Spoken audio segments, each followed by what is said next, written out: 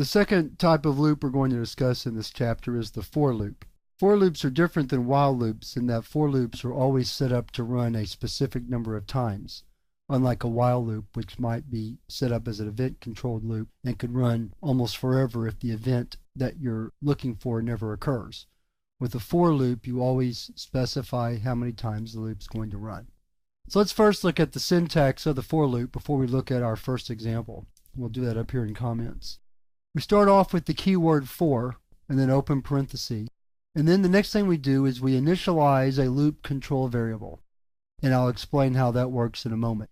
Then we perform a relational test on the loop control variable. And then the next thing we do is modify the loop control variable in some way. This is very similar to what you do with the while loop, but we're doing it all within these parentheses in the heading or in the first line of the for loop. Then once you finish that, then you just have a statement block, just like you would in any other loop, and then close out the loop. So there's a lot of work being done inside these parentheses, as opposed to in a while loop where we do a lot of the testing and things, the modifications inside the body. All right, so let's look at an example of a for loop. Let's start off with the simple one. Let's sum the first 10 integers. So we need a variable for the sum, and that's really all we need.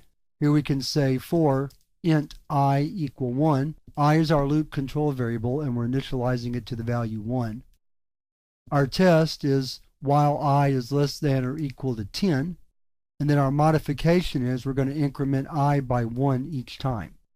The body of the loop simply consists of sum is equal to sum plus I, or sum plus equal I, followed by closing the loop, and then we can write out the sum, like so.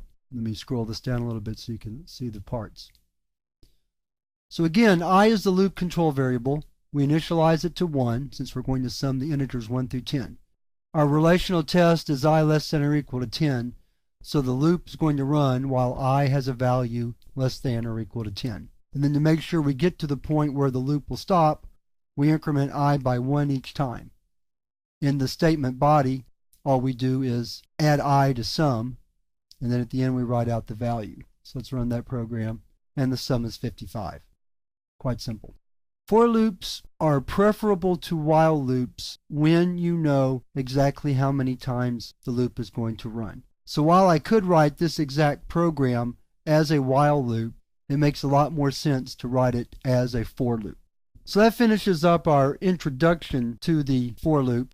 In the next lesson, we're going to look at some more advanced examples of using the for loop and some modifications we can make to the statement itself.